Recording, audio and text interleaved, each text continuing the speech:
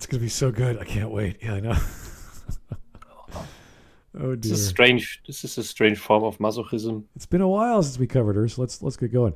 Alrighty, good afternoon, everyone. Welcome to Smudcast number 654. Joseph Campbell and the N-words. The other N-words. There's so many N-words. The original N-words. So this is a Maggie May a Fish video. We're not bringing back Maggie May a Fish. This is just what you guys voted on, so we're doing it. And originally we covered her first part of her video. We broke that into two parts on the Smudcast. That was 8 months ago. And she had the title, The Hero's Journey is Bull. And, you know, there was barely any references to the actual book because to read the book takes effort and time and comprehension skills, which I doubt Maggie has the effort, time, and willpower to stay awake because these books put you to sleep. They're tough. So and not because they're boring. It's because they're exhausting. They are draining. It's like reading John Locke. It's like reading any philosopher who has a lot to say. And with the book, The Hero with 1,000 Faces, we're talking about not just a 12-step explanation. We're talking a sociological study into the history of culture around the world for thousands of years of humanity. So it's a huge undertaking by Campbell. He goes into Jungian philosophy and psychology. He references at least, I'd say, about 150 to 200 books or stories, probably more, folklores throughout the world. So it's just like, okay, this is a pattern I noticed. Here's my classification of it. And here's the examples I've found. And let me reference those examples. And he goes into detail depending on the relevance of the example. So it is a massive undertaking. It took him years and years to write that book. He obviously studied and taught it at his lectures. So anyone wanting to get into literary history or studying of any texts will eventually have to fall into reading Joseph Campbell. And I don't know if you would have to do it for like an English course, but maybe a master's degree, you might do your thesis on it. It's a huge undertaking. So nowadays, like, it doesn't seem to be like too popular in the academic sphere, as I heard. Like, they are trying to remove it as much as possible because like they deem it that it's like not really academic anymore. Really? Yes. Well, it's a bit controversial if you like read like all of it. Okay, I mean people think it's like a hard lesson. It's not. The 12 steps are patterns and categorizations he discovered and attributed to the 3-act structure. And if you look at the 3-act structure, the first act is like the first 5 elements, and that's just leaving the known world. That's like trying to get into the adventure. So that's a huge setup for a first act.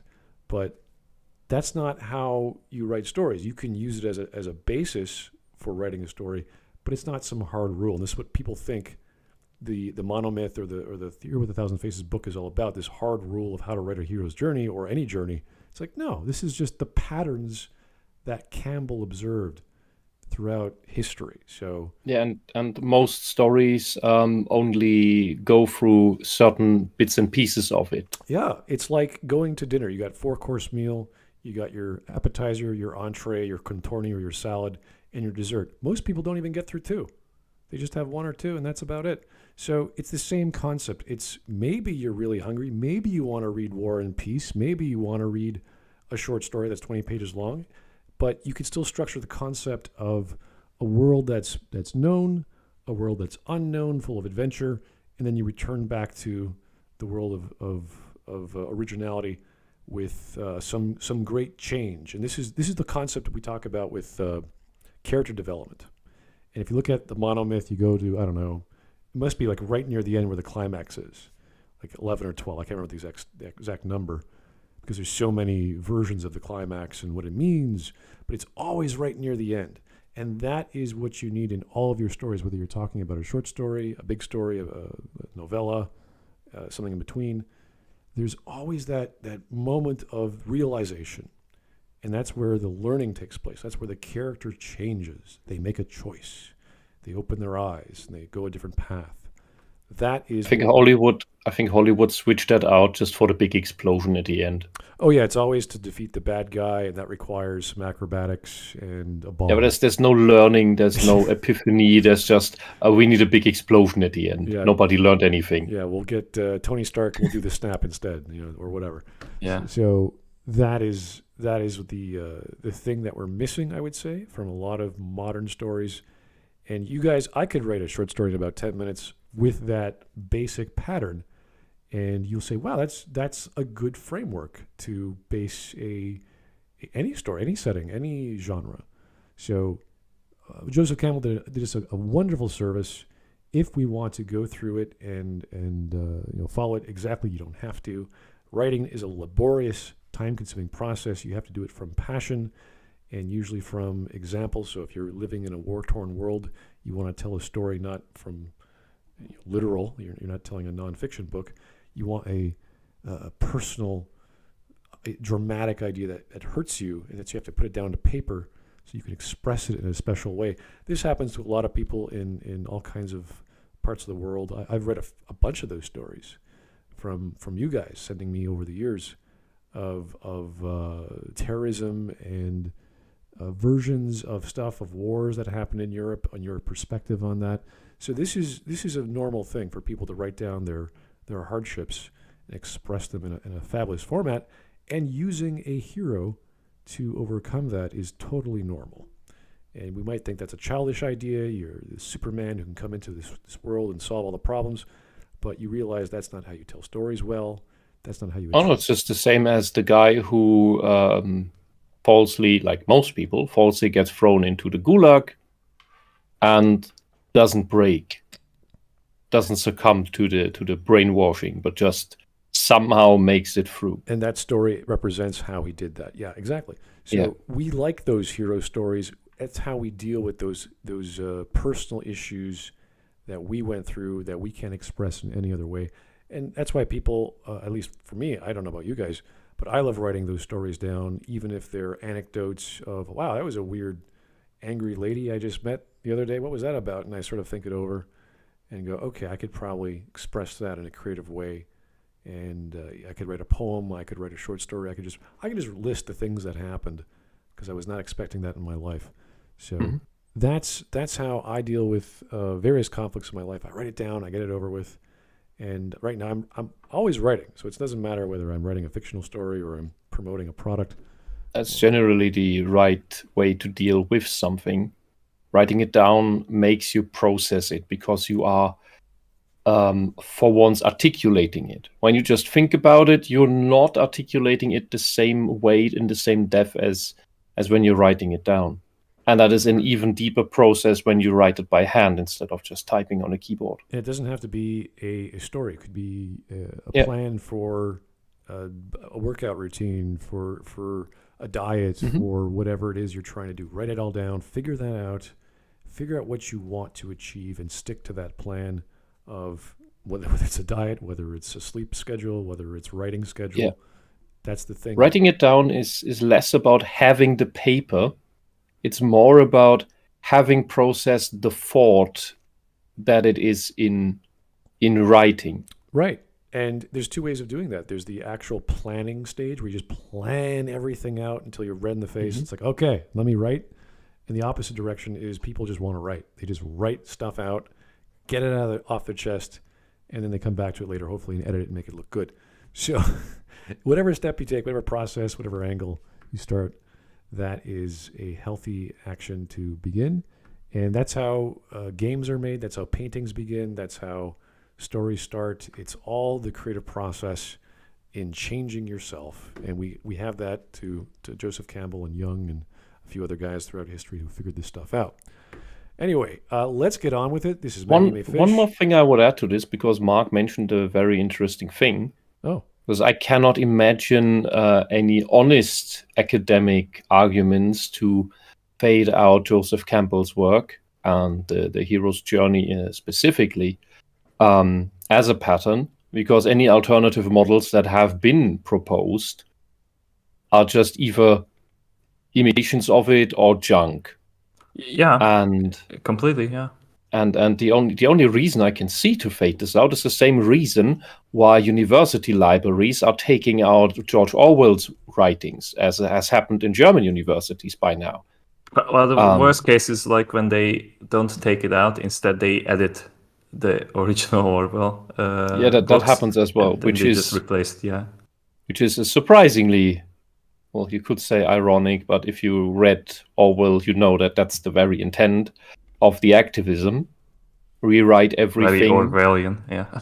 Yeah, rewrite everything of the past so that it all fits with the ideology. And why don't we need Joseph Campbell and the hero's journey once the ideology, the socialism, has taken over? Well, because once we have that, everything is perfect, and we don't want to give anyone ideas of being oppressed and that you can actually be a hero and overcome your oppression and fight the tyrants and despots that keep you down, which would be the new socialist overlords. That's why it's been taken out. That's at least that's my guess, because that's the general pattern that always happens when socialism comes up. Yeah, well, Campbell's like vision of like what kind of like writing he did is just like so raw, and like it's just so true as well, because like it has so many materials that's gonna make you uncomfortable, because it's just like the straight up truth, like the bare bones how it is. Like he's not going around it. He doesn't dance around the definitions. He just goes straight up like this and this happened at this age and this culture, and he's representing like his point, like where does it fit in with the 3-act structure that he has been displaying in the book. And it's so beautiful because like he's extremely respectful. I don't know if you have seen that 6-part series of I can't recall the name, but it's basically about the book, but he's talking through an interview format. No, have you sent me the links? I don't remember. It's on YouTube actually. Yeah, that's why I thought you would have sent them to me. Yeah, I did. I did. Okay. No, I'll scroll through the backlog. So instead, I have these other. I'm stuck in these other books. I have the hero's journey here on my desk. Like I can touch it with naughty fingers, but I'm stuck in a Thomas Sowell book about Marxism right now. That's scrambling my brain. God, the spaghetti language. Holy shit. And I will get to that at some point, and I don't know whether I want to first read Campbell or The watch Power that of Men. interview. That's the name of the series. Okay. Mm-hmm. I don't know whether I first want to read the book or watch his talk about it. Well, basically, the book is like summarizing the entire book. So, I mean, the series is summarizing the book. So it's like a way better, because like the guy who is interviewing him is like a fan of Campbell, and like he's asking like him questions like, "What do you mean by this?" And that he gives like a very verbose answers to this, and like he also calls back like anecdotes of like when he was asking like priests and like other like religious figures about these questions. So it's kind of like coming back to like the core of why he wrote the book in the first place. Yeah, I have a suggestion. Put the link to the series in the discussion channel on the Discord. Yeah, sure. Okay. All right. Then everyone can have the fun easily. Okay, here's the first comment on. It happened to be a super chat from Vladimir. Thanks, Vlad. I don't know what this has to do with the actual topic, but I guess I'll read it out. Reminder that the UK lost 3 consecutive wars to Iceland. Cool. Good for Iceland, I guess. I don't know. I am not going to check that. Lazy I just accept it because it sounds awesome. I'm like, that's crazy, but since it has nothing to do with the topic, I'm not going to elucidate on that. So thank you, Mr. Vladimir. Yay, Iceland. No. All right, we got 38 minutes of Maggie May Fish. Obviously, we're not going to get through that all today. If at all, we're going to do a second part. I don't know about you guys. Probably not.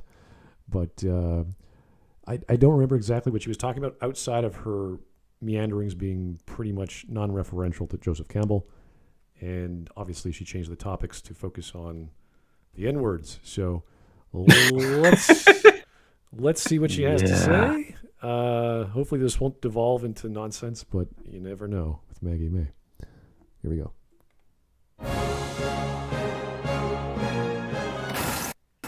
And we're back for part 2. We are? They didn't tell me we were shooting this today. Should I go get dressed so I can intro the video? Ah, no, that's all right. I got it covered. You didn't forget to write me as a character, right? I mean, usually you Ego, write an ego, entire Talking with ego, other ego. personalities again? That matches Ego. the themes Yeah, of this the is all ego. essay, and I'm assuming I'm gonna have a personal Nothing monologue funny. later. Yes, of course. Woman I totally talking. remember you. Rambling, talking to You're herself. really about her important to the ego. story. It's great. And definitely not a thing I use to smooth It's over funny So I should go get changed then. Yeah, by yeah, yeah, go, go, definition. go.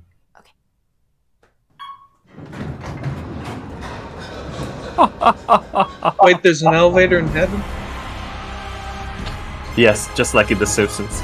For Joseph Campbell, myths are not just stories from the past, but a template for how to live your life. How to live a human lifetime under any circumstances. Myth can tell you that. The great men of myths are not just characters in a drama, but kings who deserve our obedience and reverence. You look It's also Cain and Abel, which is like, if you read the Cain and Abel story, it's 10 sentences long. And there's so much ethics and morals in those 10 sentences. It's brilliant. Now, you may not like the Bible, you may not like all these religious texts, but there's plenty of things to learn in these old stories that are not just for men or women or about men and women. It's about life. And they still hold up today. So Some of them, some I found a bit devoid of anything. oh God, yeah, there's all kinds of crazy stories in the Bible. Like just we had this other story here that's about nothing. It's just about a woman who walks from one town to another. It's like, okay. Yeah, the Roman stories are like, what? my favorite is the one where like Abraham's wife Sarai, who eventually became Sarah, was like God decided that like you can't give birth to kids anymore. Okay, how about this Egyptian woman? You can impregnate her. No, like I'm gonna like send you away and then come back later. There are silly stories. Yeah, there's all It's kinds a bit like broken diaries sometimes. Oh yeah, all right. There are a that's lot what- of ghost writers, you know. Yeah. One thing I don't remember. I'm very sleep deprived the past week. I don't remember whether I said this or not, or I just thought it. Anyone who went through hell in life, real hell, and Like I don't mean Dante. the Christian hell. I just mean the worst imaginable or unimaginable. Not yet. You couldn't yet imagine what it would be like. Situations in life. Anyone who's gone through that can relate to the hero's journey, because that's what you. Those are the steps you go through in that. Okay. I mean, I had Mexican food this week, but yeah, I think I can relate. The Indian hell is a bit worse, but yeah, okay. past to retroactively justify the power structures that he himself benefits The from. power Christianity, structures. patriarchy, capitalism. Yeah, and they are. Capitalism But- in biblical times. Thanks, Maggie. That's What That capitalism is- are that you is talking such- about? That is so fucking genius. Like, how the fuck can you do that? That like, you play the clip like you say like a narrative, and then you play a clip that like Campbell is saying, yeah, they are magnificent. Like Campbell originally said that like it's magnificent that humanity is capable of building skyscrapers, because like we want to like reach even bigger heights than we used to, and that we are capable of doing those things because like as a species we are just like so capable of greater things than we used to be. I hate Maggie so much. But clearly, 1001 Nights tells the story of capitalism. So Yes, I hate why her you for should have bringing up- 72 virgins. I hate her for instantly bringing up capitalism, and now that I've actually read this Marxian bullshit, he's not even talking about the amassing wealth and all of that stuff. Marx's definition of capitalism differs from everyone else's definition and understanding of capitalism, because he just redefined it for himself as the relations between the production and the people, the relations that the productions create between the people. It's like, what the fuck are you smoking? So what capitalism are you talking about, Maggie? Because now I have to know. Now that I know that Marx is completely bonkers on this, it has nothing to do with actual sane ideas. Please tell me. I like how she. What is your definition of capitalism? Well, I like how she brought up Christianity as opposed to the dozens of other religions that Campbell talks about, the patriarchy outside of the entire queendoms throughout many cultures throughout history.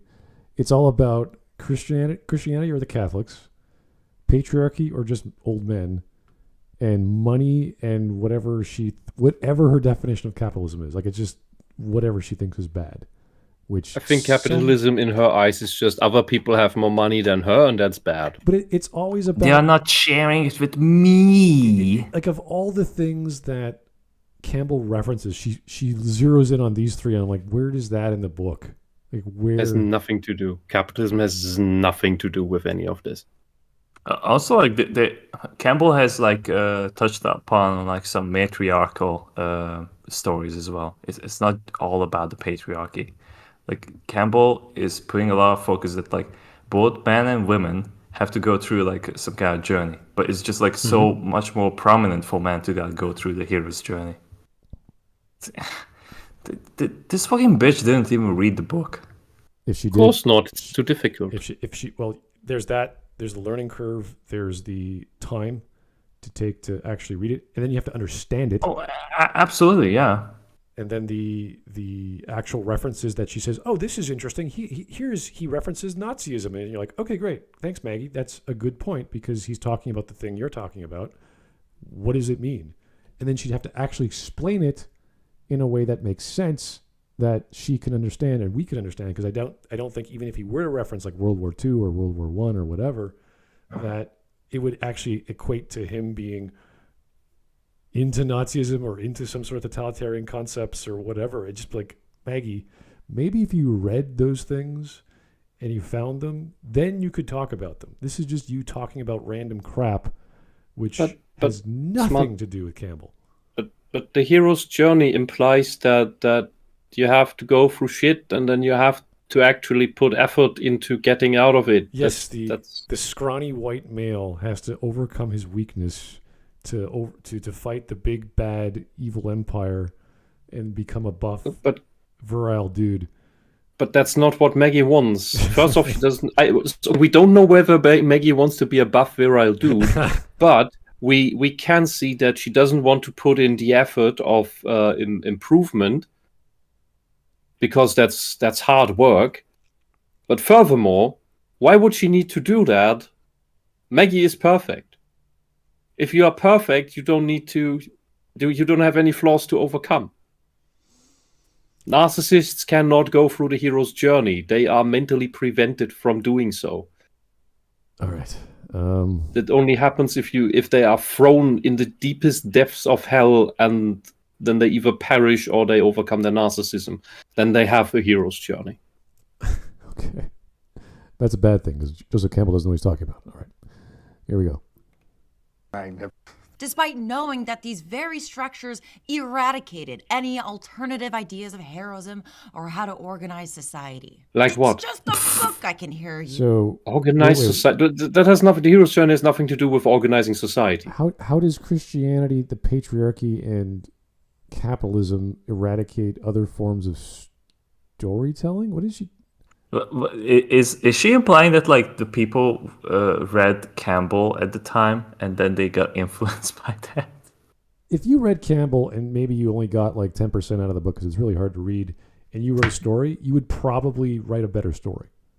You would probably have better understanding of what you were doing, even if you didn't understand all of it. Like there's so much to get from Campbell that unless you're Neil Gaiman, who's terrified of reading the book. Well, you know, Gaiman's got his own genius and insight into humanity that maybe...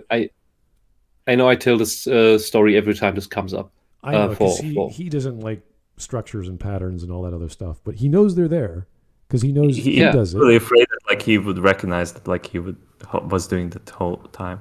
Yeah, that he's always writing the same story. Exactly. And He's afraid that if he reads it, he realizes that he actually can't write any creative story because they're all the same. That's why when we look at video game studios and they make this certain genre of game, it's like, oh, okay, this Capcom company, they know what they're doing for the arcade style of gaming. And wow, they made a new version of that only for home, like Devil May Cry or whatever the versions of action adventure platforming. And they switch things up. So yeah, this is what we looked at when people make something. They get really good at one thing and they keep making that same thing with a slight change. That's an artist. They're good at that thing they do. If you ask an artist to do something different, like if you ask me to do a romance novel or any other genre I don't know, I'll be like, I could try. I might get pretty far, but I won't get the essence of what makes a good book that I've never written before. So it's the same with any artist. You can't ask an artist to jump from various styles. They'll have insight into those styles because they're an artist.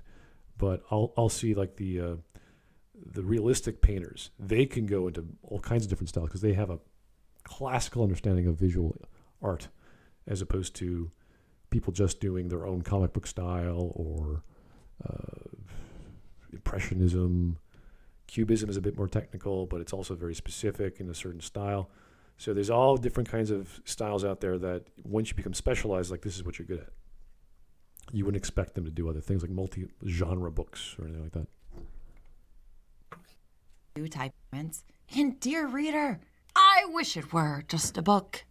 But Campbell preached his own interpretation of history and literature like a self-help guru. Follow your The communist is Promising projecting. a better, happier life if you apply his... It's not really his interpretation because but when you read the book, like it's so objective. Like he's presenting the stories as facts. Like he went all around the world, unlike you, Maggie, who was just sitting in his condo in Los Angeles.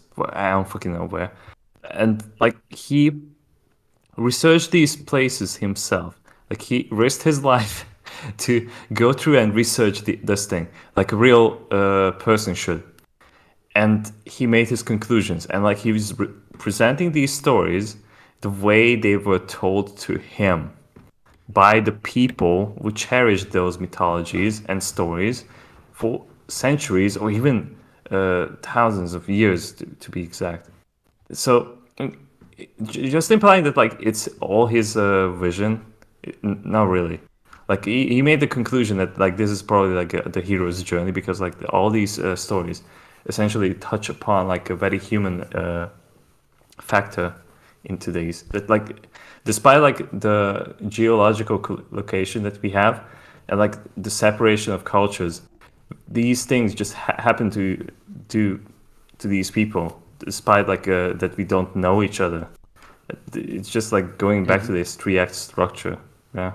Yeah, and contrary to the ideologues, I would say what he did was an honest deconstruction of all these stories, breaking them down into their respective parts, and thereby being able to see all these overlapping patterns in all of them. Yeah, quite right, and that's exactly like what academia doesn't want that because it's so honest. Yeah, it's so honest.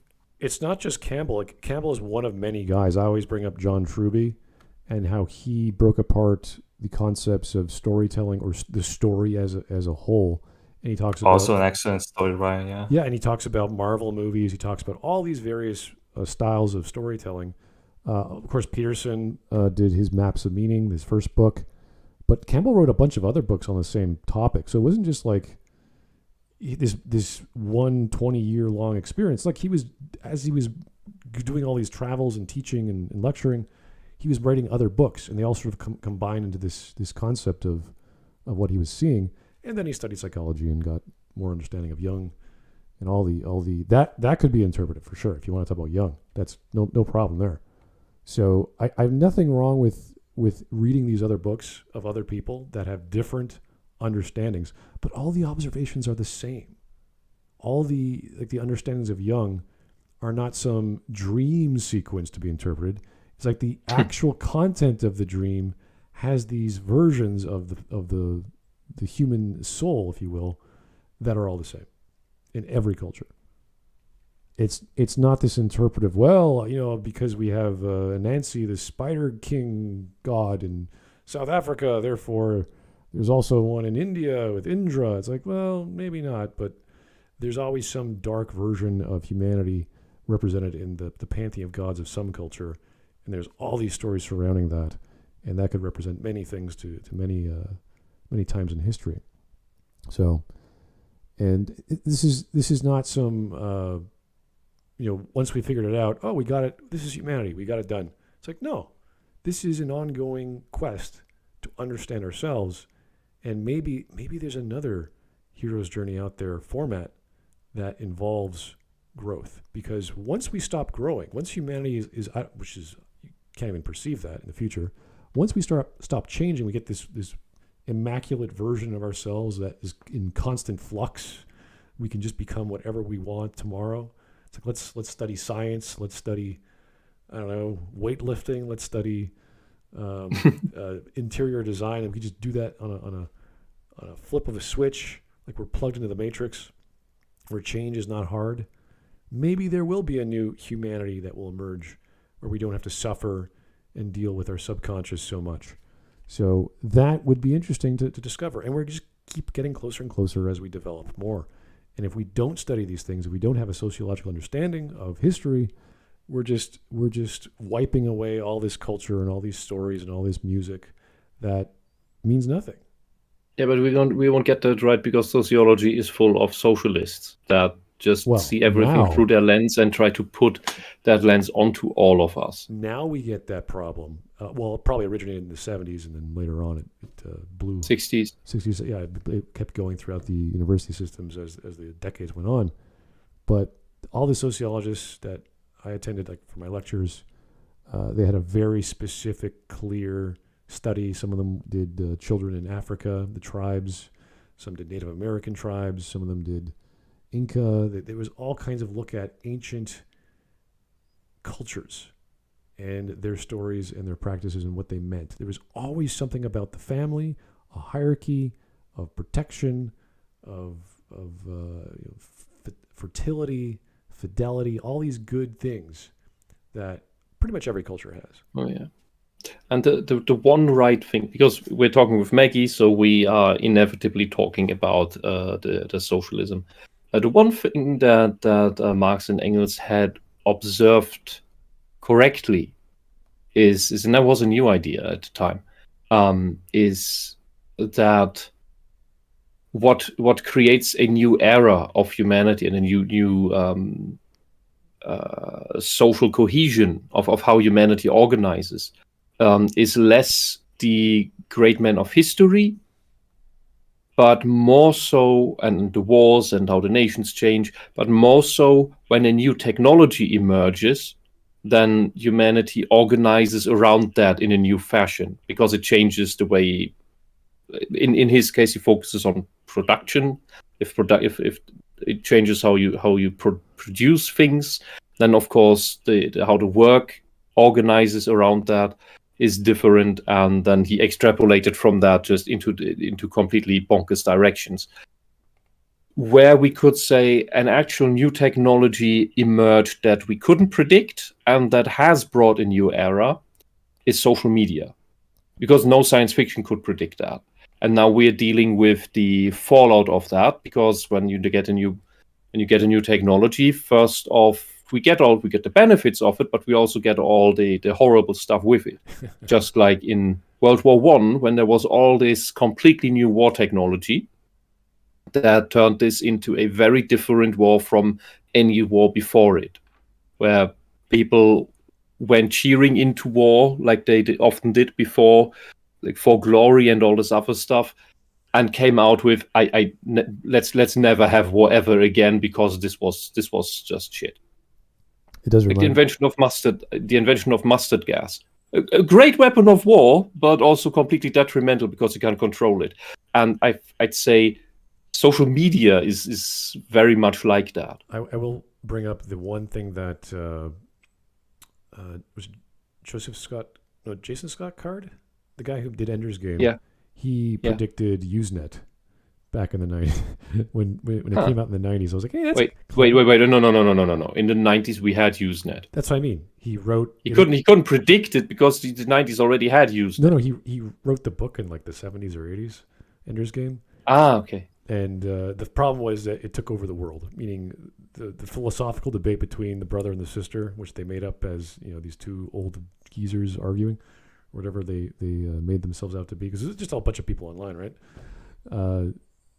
That was the great philosophical debate of our time on Usenet, which is hilarious now that you think about it. So, yeah, good stuff. Anyway. To your own. But if you think, oh, gee, I couldn't do that, that's your dragon that's locking you in. But because Campbell lacks any analysis of structural power. I don't think it would help you to change the system, but it would help you to live in the system as a human being. He can't see how the hero cycle, which romanticizes the actions of the individual. This doesn't romanticize them. It's just an observation and categorization of what that step means. So I don't think passing the threshold is a romanticization of leaving your home behind. I don't think that's... Oh my, taking responsibility and looking for a challenge, that's romanticization. Yeah, I mean... Hitting rock bottom, romanticize is not something I'd romanticize. Yeah, the ordeal is not romance. The road back is not romance or facing your demons. Oh my. Being resurrected could be romanticized. That's kind of weird. Who wants to, honest question, who wants to do that if you can avoid it? Yeah, this is like, can we get I was thinking of getting someone to paint my fence and romanticizing the ordeal. Oh my God, you're getting all this effort. You're going to work out. You're going to get a trade skill going. You could show off to your friends that you did that. Like, I could sell to you, an empty bag. I could do all these amazing things, but that's just marketing. It doesn't mean it's actually true and real. I don't think Joseph Campbell was Huck Finn selling this elaborate plan of hucksterism, of how to tell a story. I really don't think so. So, not so much, Maggie. And as I've been saying, May not pan out for the systematically oppressed. Okay, we are now already in ideological world using these terms. Yeah, the Maggie bingo has reached like maybe 2 or 3 hits already. The next one needs to be about Trump. Yeah, we got Maggie, Catholicism, we got capitalism, and now we have the systematically oppressed. Waiting for racism. We haven't got Nazism yet, but that's in the title. I want Maggie. I want Maggie to be forced to live in a socialist country and have no means of leaving it. But she is already living in like a socialist micronation, which is like Los Angeles, California. But yeah. Yeah, but she's part of the ruling class of it. The rich fucks, the bourgeoisie that socialism claims to want to abolish and sees as the evil. This is the funny thing, that it's that very class that wants to tell us all that we need socialism and abolish the bourgeoisie, while it's what they call the bourgeoisie is themselves. And then they don't want to abolish themselves. They just become the new ruling class. It's horrible. Or how the people whose cultures that he spoke for might view his authority as the dragon. Not necessarily. Anyway, here's the time he defended Nazis. What? Wait, I'm sorry, can you rewind that? I couldn't hear Yeah. That was so quick. That woke me up a bit. Her schizoid nonsense is on overdrive. I'm trying to figure out where she got this reference to Nazis. And as I've been saying, on the individual. May not pan out for the systematically oppressed. Or how the people whose cultures that he spoke for might view his authority as the dragon. Anyway, here's the time he defended Nazis. Oh, it's just the next topic. In the Power of Myth series, Joseph Campbell repeatedly talks about war with heroic terms. Everything from the draft. Being drafted into the army. You didn't intend it, you're in another transformation. You've undergone a death and resurrection. You put on a uniform. You're another creature. To courage. What? That has nothing to do with him advocating it. He's just describing it in a different way. Yeah, that's like going on the journey that like you're like shedding off your former self and you're becoming something entirely different. And by the end of your journey, when you return, you're going to be a completely different person. And you have to struggle to like fit back into society because like you're no longer the same person where you began your journey from. That's the point. Is that too much for a Los Angeles woman to understand? Military bad. I'm trying to military bad, all military Nazis. Because like the footage seems to be like the Vietnam era, so but we should tell the rest of the left that Maggie is against Ukraine defending itself. That might get her cancelled. Oh.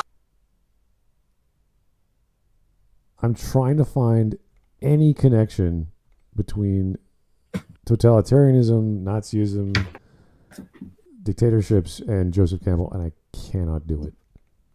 That's gotta be an impossible Don't you know Hitler went task. through his hero's journey when he was imprisoned and then wrote his struggling book where he struggled out of prison. Book. Okay. Yes. Okay. Let's keep going. Just axe soldiers from the clips that he saw on TV. I remember during the Vietnam War seeing on the television the young men in helicopters going out to rescue one of their companions at great risk to themselves. It puts them in touch with the experience of being alive. So if you could see heroism in the Vietnam War. Okay, wait. He just described the story of a bunch of guys going to rescue a comrade. It could be any war. It could be any war scenario where you have a bunch of knights going after their page or whatever they got captured and saving the damsel. It could be anything. He did not specify the Vietnamese and the Congo and all these other tragic things that happened. He's not exonerated. It can be in the gang wars in Chicago. It could be anyone getting saved. That's heroic, Maggie. That's what he described. Would come to be seen as senseless and tragic. You might think that he would at least be just as enthusiastic about World War II. After all, it was a conflict that reshaped American mythology, called countless people around the world to action, and even gave us the textbook baddies, the Nazis. Nazis. I hate these guys. All right, let's set the stage. It's 1941. Pearl Harbor has been attacked, and America can no longer remain neutral about the war. Campbell writes a lecture called Permanent Human Values to give his thoughts on this call to action and the atrocities abroad. Except he didn't see this as a call to action and downplayed the Nazi threat by minimizing their atrocities. He warned his students against getting involved. In 1989, Brendan Gill wrote a retrospective that criticized Campbell's response. Gill writes, in December 1941, 3 days... I have a question. Is there a difference between a call to action and a call to adventure? Yeah, I'd say so. When you're called to do something, like someone asks you, whereas a call to adventure could be because you're talking about the concept of adventure, not the concept of action. Like action is a very specific activity. Adventure could be some flight of fancy. It could be a romanticization. It could be a trip you planned. It could be something individual. Whereas a call to action is like, oh, the world needs something to move, and that's part of you. Whereas a call to adventure could be just you want to get out and do something frivolous or pleasant. And not necessarily, I can't wait to join the army. You know, it's not necessarily that attitude. I think that those are different things, and there's also the difference to being drafted into the army, because that's not the call to adventure. That's just being thrown into hell. Right, and people. So because you're already in a different phase, Yeah. you skip all the beginning steps. And people in that mentality of, oh, we were attacked, let's go defend my country. That's a whole other emotion of I need to do something. I need to get off my ass and go, protect humanity or my version of it. That is very different than a call to adventure. So I think it's pretty natural too as well. If your tribe is getting attacked, you want to defend it. If your family is getting attacked, you want to defend them. So it's the same idea whether it was World War II for the Americans or any kind of conflict that involved, like look at 9/11. That was a huge uptick in people joining the army and the Navy. So it's natural for people to want to protect their homeland. After Campbell gave a lecture at Sarah Lawrence on the subject Permanent Human Values, urging the assembled undergraduates not to be caught up in war hysteria and not to be tricked into missing the education to which they were entitled simply because a Mr. Hitler collides with a Mr. Churchill. What a weird way to describe World War II. In his lecture. But that was the beginning of World War II.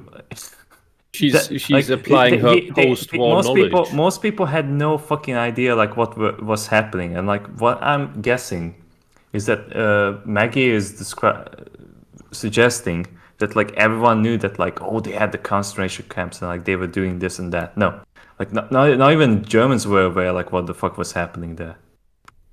Like, from what I've heard like from interviews. Yeah, but it's like, sorry.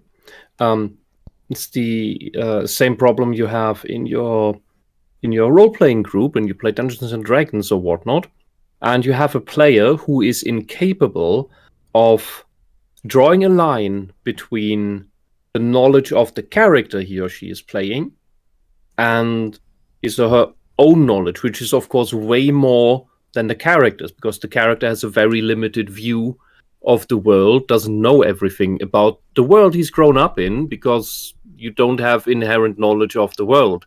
But just like we don't know all the animals on our planet. Yeah, like, don't make hasty decisions. Yeah. Every other day I learn about a new species on the planet that baffles me and makes me think, are we actually living on some fantasy world? Like these little caterpillars that in Japan that build houses, that cut the twigs into logs and then build log cabins that they carry around.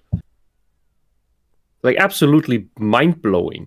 And the character in a fantasy world also doesn't know these things. All the strange things and how the magic works and how the gods work and all of that nonsense. But the player, especially the more you play in a certain world, you get more knowledge of that. You make a new character, but your new character also has the same limited knowledge that your first character had with which you started to learn role-playing games. Maggie has the same problem due to her mental issues, that she cannot distinguish between all the knowledge after the war, or during the war and after the war, and what the limited knowledge that people had in 1930, 33, 38, 41. Because, lo and behold, they couldn't predict the future. They didn't have the internet. They only had the limited view that the newspapers gave them. That was very, very little. I get this feeling from what we've listened to so far that she's describing Campbell as this anti-war pacifist guy. And it's like, is that a bad thing?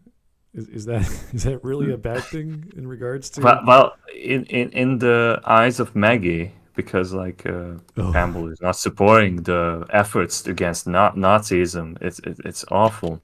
Even though like what Campbell is going for is that like don't make decisions that you're gonna regret. Like you should like analyze the situation. Right? Is it worth to risk your life for another country? And because at that point, like I don't think like the U.S. was entitled to like go and like kill their boys for Britain. Right, they could have easily just attacked or retaliated by attacking. They were still trying to like recover from the last war. So like every other nation, that's why it was like such a horrible event. Yeah, all by itself.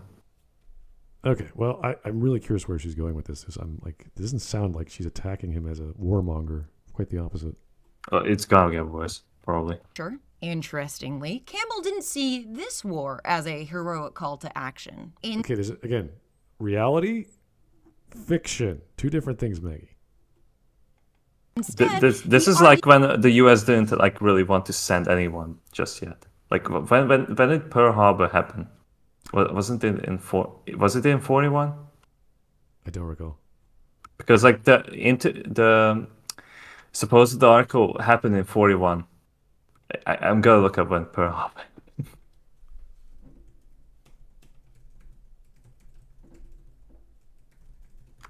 Okay, 41. All right, but that was only Japan though. Yeah, but Campbell wrote his book in 1949. Yeah. So is she trying to say that he had the idea of a call to action before that? A lot of things can happen in 8 years, but whatever. Yeah, I mean, Told you, people like her are not capable of chronological thought. yeah, I mean, like Campbell's not some weird sort of entity that existed when he was born and he died the same state with all this knowledge. I mean, I can say the same thing about George Orwell. Like he's in his earlier years, like he even claimed to be a socialist, and then he realized that like, this is awful. This is god awful. He even actively I should fought write a for book it. about this. Yeah. Mm-hmm. So the argument is not the best chronologically, Maggie, but maybe she'll clarify what she's trying to say. The concern should not be defeating the Nazis or stopping fascism, but rather our goal should be safeguarding the knowledge, history, and scholarship of German culture. I don't see what's inherently wrong with that, but there's nothing. There's nothing. What kind of dichotomy is that? Yeah, there's nothing unheard of an academician going, you know what, guys, think before you act.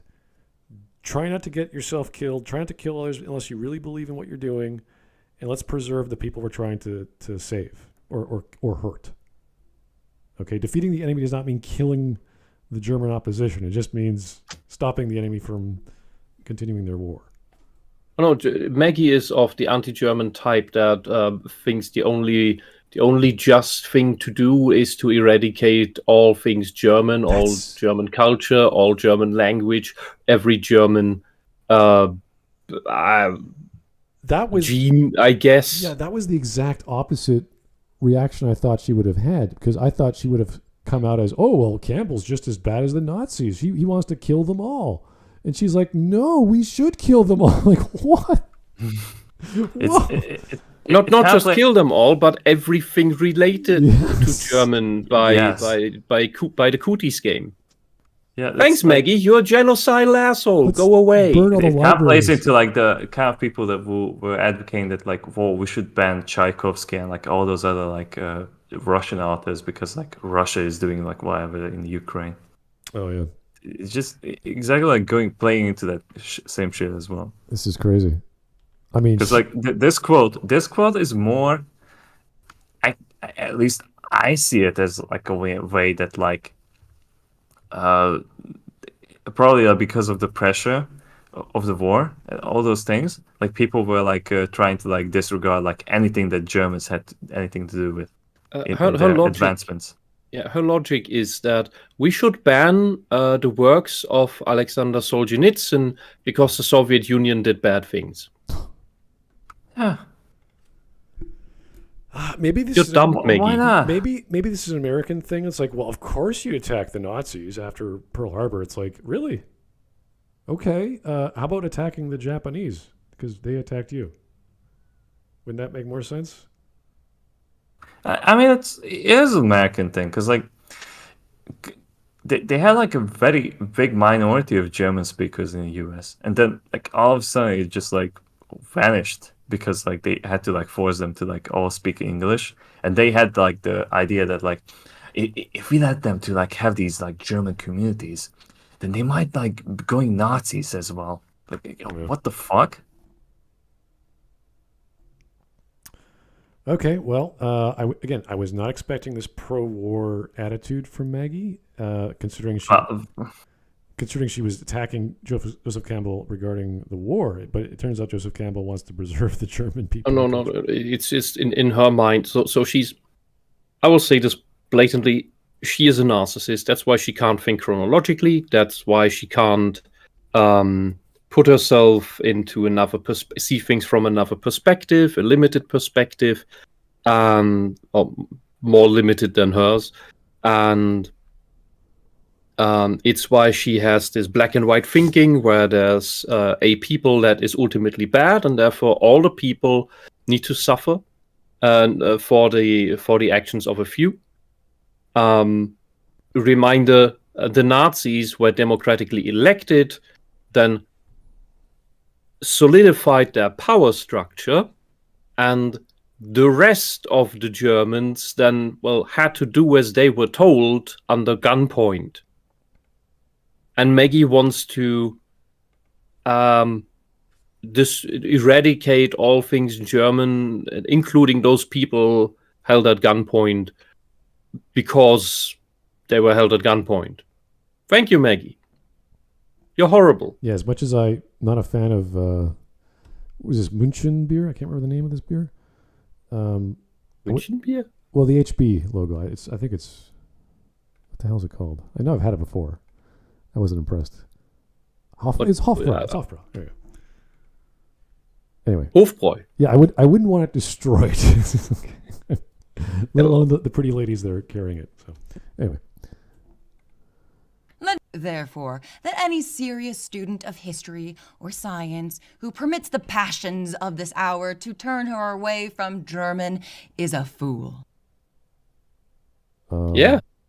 I see nothing We have lots of positive history, Maggie. Yeah, I see nothing wrong with, again, an academician thinking, okay, horrible thing happened to America, true. Let's not take it out on the German people, okay? Yeah, Maggie, 2,000 years ago, we beat back the Romans from enslaving us and having to pay taxes.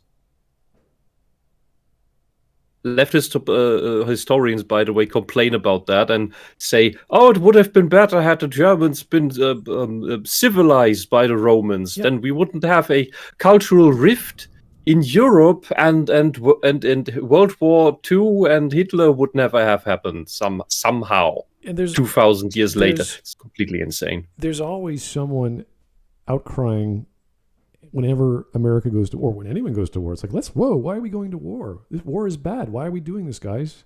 And that happens. It's mainly a thing since World War One. Oh, really? It happens. Well, obviously, it happened recently. We have had wars where people were tired of wars, yes, but before World War One, there was relatively often the notion of, oh, we're going to war, gonna be glorious. We're gonna beat those assholes' asses and take their stuff. It's gonna be great. Because you didn't have you had wars went different. You had a few exchanges. Yes, people died, but the casualties were very different than they were in World War One. World War One was this traumatic war because of the trench warfare, because of the new weapons used. That there was nothing glorious about that. There was no heroic death on the battlefield. It was just garbage. Yeah, there's plenty of Americans that were against the Vietnam War. They skipped the draft. They were jailed on principle. So there's nothing wrong with people being against war. And whether it was World War II or the war in Kuwait or the various, was it Desert Storm operations, that there was 2 of them in the U.S. A lot of people are skeptical of those as well. That's pretty common, even amongst the military. Mm. So this is not some black and white issue, Maggie. This is like, what is war? What is going on? Yeah, and why is this happening? I would even argue that what the Nazis did and tried to sell as German wasn't really German culture. It was their weird fantasy mixed with religious and pseudo-religious ideas about what Germans were, and then just propagandized that to everyone. And it didn't matter whether you believed that or not. It's what they said. The whole thing operated more like a religious cult than it did like a philosophy or anything. All right. But yeah, Maggie, keep blaming all of German culture and throw together these Celtic Bavarians with the Germans and in the north and the Prussians that are coming from the east, where you slowly go into Slavic territory. Yeah, throw it all together, Maggie. You cultural buffoon. All right. Which I don't have a problem with, except then that he'd be extremely angry with Hitler for banning and burning books from his extremely important German culture, right?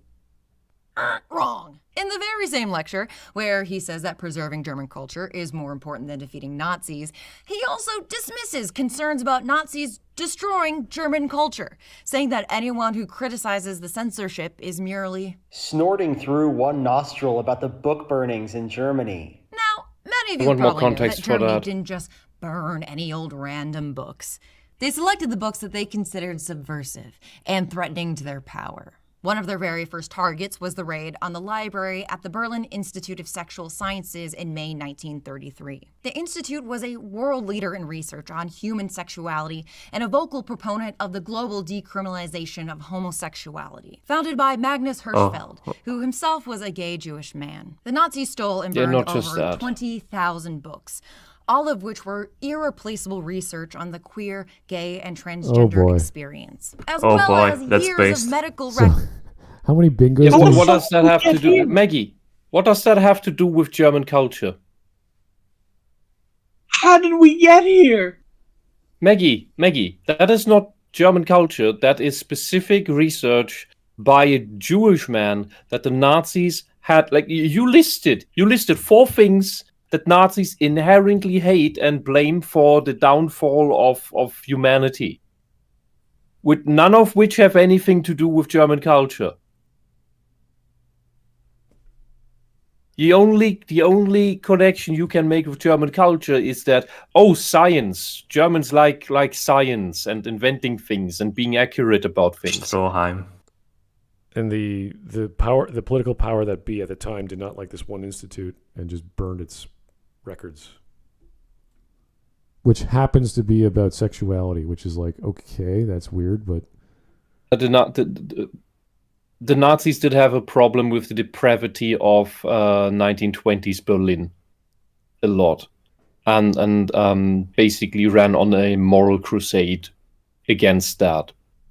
But she somehow tied this into transsexual research or whatever, LGBT. Because that was the biggest also crime what of the Hirschfeld Nazis was is that doing. they were like anti-LGBT.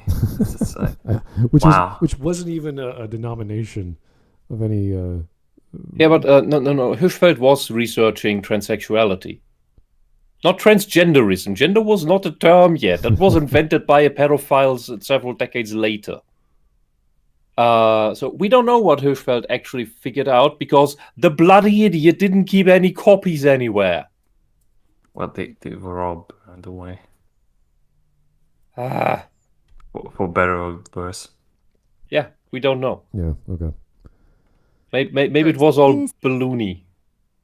Mistakenly recorded safe healthcare practices for LGBT plus patients. I'm not the first to point out what a significant loss to science There was and no humanity plus. There were no.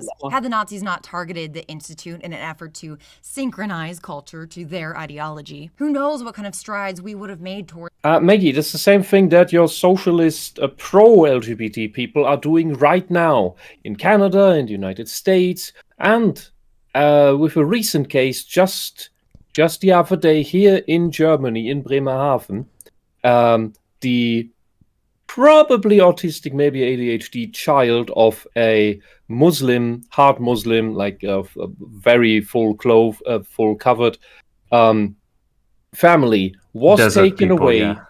Was taken away by the police due to the school filing the. Was it the school? The school informed the youth ministry, which filed the court to take away that child because the school heard that the family was against homosexuality and transgenderism. I don't know whether being taught in the school or in general, but that was the reason Based. that the. Which is not nothing surprising about conservative Islam, but that is the reason why the school and the youth ministry wanted to take the child away, because they called it an abusive environment. Maggie, you are doing the same. Your ideology is now doing the very same thing the Nazis did, just inverted. I highly doubt that the burning of all these records and studies that this one guy did in one institute in Germany somehow brought the gay and lesbian freedoms of humanity further away in history. I really don't. It has also nothing to do with German culture. She was talking about German culture to be preserved. This institute has nothing to do with German culture. Yeah, it's not like science is going to make the gay people have a new revolution sooner in Europe. Like, this is bizarre. How do you equate studies on sexuality to somehow we're going to get Europe to be more gay and bisexual or whatever? It's leave it to Maggie to make the Nazis sound heroic. I just don't get it. It's like, yeah, so a bunch of scientists did some stuff that their research got destroyed. And you're like, oh, therefore queer liberation has been postponed. Like, what? Or is she implying that this Jewish scientist is a German, so that the Jews are German, and that would imply that the Jewish-German relationship prior to the Nazis was a positive one, which it, by the way, was, as Thomas Sowell lays out in his books. It is the belief that Germany was super anti-Semitic before the Nazis is a complete fabrication, because we had, I think, one of the highest rates of German-Jewish intermarriage before the Nazis. This is a reach, and it's a very strange reach to throw in whatever ideology she's trying to bring up with sexuality. She could have picked any other book. No, she couldn't, because we've covered her other videos. She is obsessed with the gay. Yeah, well, that's true. With the gay and the trans. She loves it. She probably rubs herself every night thinking about the gay. I would argue the few 100,000 or millions of people that died probably brought down a lot of freedoms in the future, if we were talking about social freedoms or political freedoms or any kind of freedoms that would have occurred naturally. Yes, war would have done that naturally because you killed off a lot of people. Yeah, but like, seriously, like, without any joke, like, it's just like mind-boggling to me that like a single incomplete sentence from Campbell is all his proof that like he was pro-Nazi and he was not criticizing them at all, and he was even approving of their censorship movement. All right. Anyway, what kind of journalist is this? Journalist. Oh my god. Reading stories and trying to. She should be working for Kotaku if she hasn't been already. Oh yeah, filter everything through that queer theory lens, whatever it's called. Oh god. Anyway, 6 minutes and a half. This took a weird turn. I was not expecting any of this. There's still 31 minutes left. Yeah. If these writings had survived, that would mean that we'd have a century of continuous research and support. A century? How big was this institute? How long did it last? Was there seriously a The thing I remember mostly about sexuality in Europe was Freud. And that didn't last a century. That lasted 10, 12 years. Yes. At most. So when was this institute formed? Who was this doctor? Who was the doctor before? Because he wouldn't have lasted, 20, 30 years in that institute. It would have been, multiple doctors. What kind of research are you speculating that would have brought to light, that would have said, oh, men like men and women like women? Like, whoa, what a broad idea we've never heard of before. Except we have in the ancient Greek times. We've had these stories for long ago. So all these failed states. I mean, what specific study that was unearthed or she knew about or someone talked about in like the 1800s, like, oh yeah, we were researching human sexuality for blah, blah, blah. And if only we had those records, we would have been able to make a case at, I don't know, NATO? Say, hey, we have a bunch of people who want to be gay. It's like, okay, well, we'll get an agenda going, and here's your rights as a gay man or a gay woman. I want to see her argument for that, because you can't just say we'd have a century of continuous research and support for LGBT plus people, which never existed back then. Yeah, and she's also the type who throws cross-dressers in as trans when they're not. Yeah. I don't know what's happening right now. Support for eligible. Improving There's no the lives plus, of go billions of away. Improving the lives of billions. Billions? How many billions? How many billions were there? Billions. 44, 45. Oh dear. Did they just get out of a war with 1.2 billion? Billion. Because I know when someone else of my non-sexuality gets rights, I'm also benefiting that. So I don't know how. Okay, 1830 the world's population was 1 billion. 1930 it was 2 billion. Oh my God, she's right. Billions. There's 2 billion. Yeah, there's 2, so it's plural. So like over half the population would have been happier if like this science for homosexuality would have went through. Yeah. Everyone, the whole world, even the ancient tribes of Africa, that Mesopotamia, have no idea what's going on north of them. They're like, "What? There's a war?" That is like some garbage I have seen like on Twitter today. That like there's like supposedly a book that is analyzing like 50 or 40 different tribes in Africa, like the homosexuality and like the sexual practices, so to prove that like it has been there from the start. It isn't a modern thing. It's like, keep it to yourself.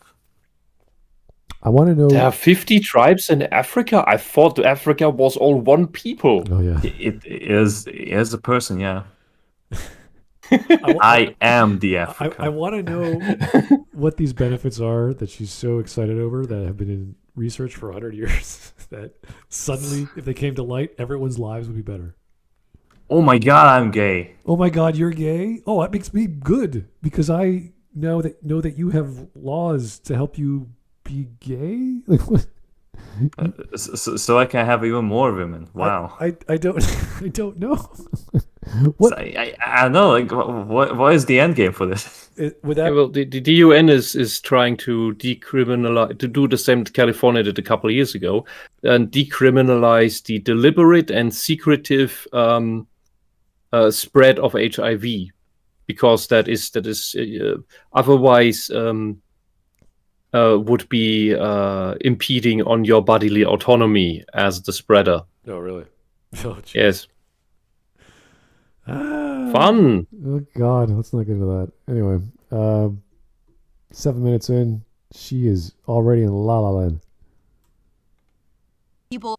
But sure, yeah, I guess everyone who showed concern were all just snorting through one nostril. Throughout the Imagine that like you're in 1941 and like I think most people didn't even fucking know about homosexuality or any of these like alphabet people at all.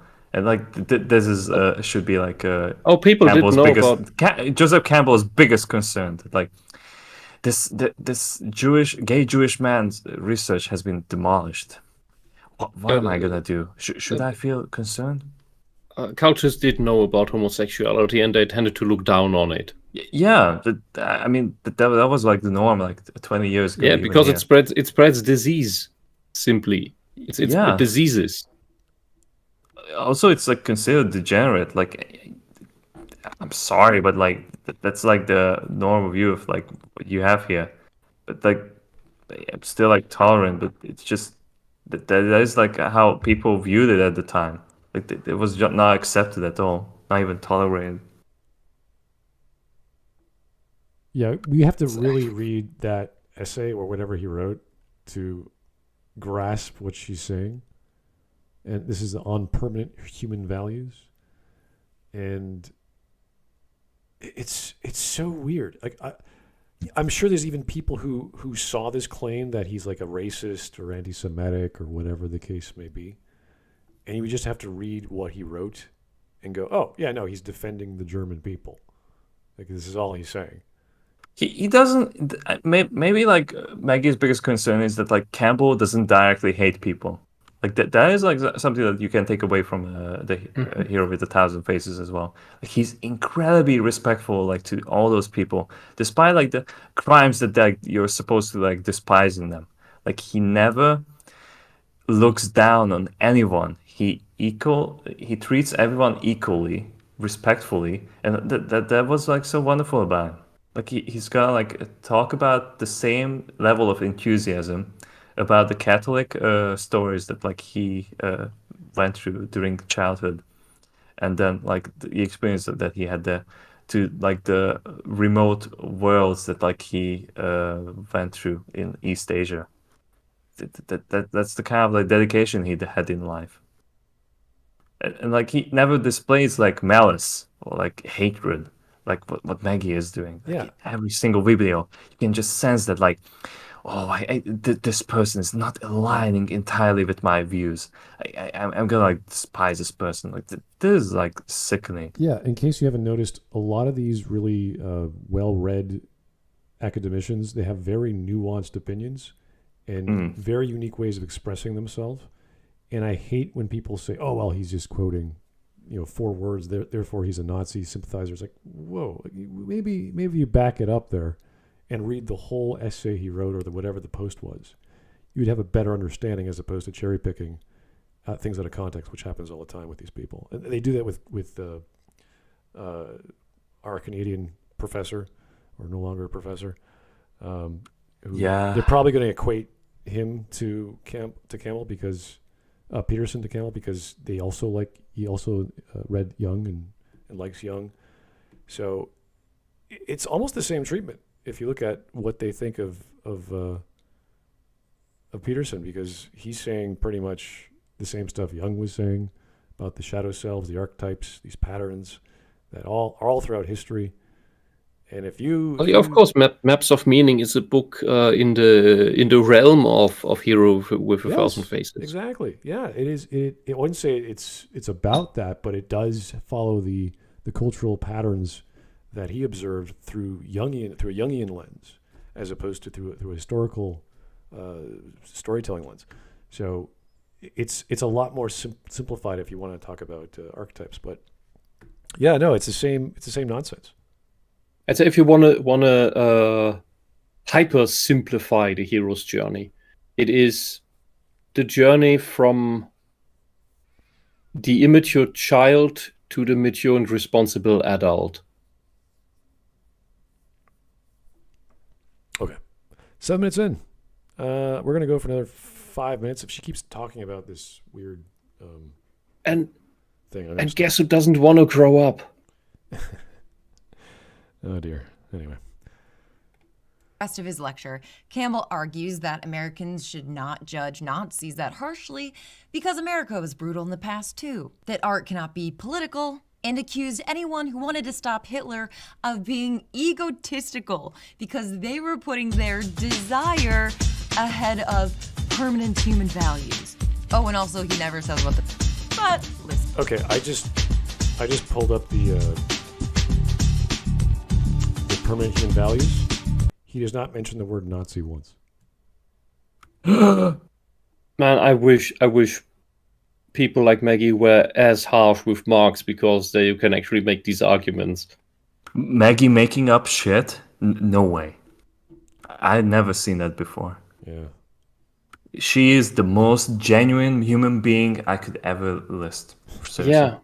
She's not caught up in magical thinking or in any sophistry at all.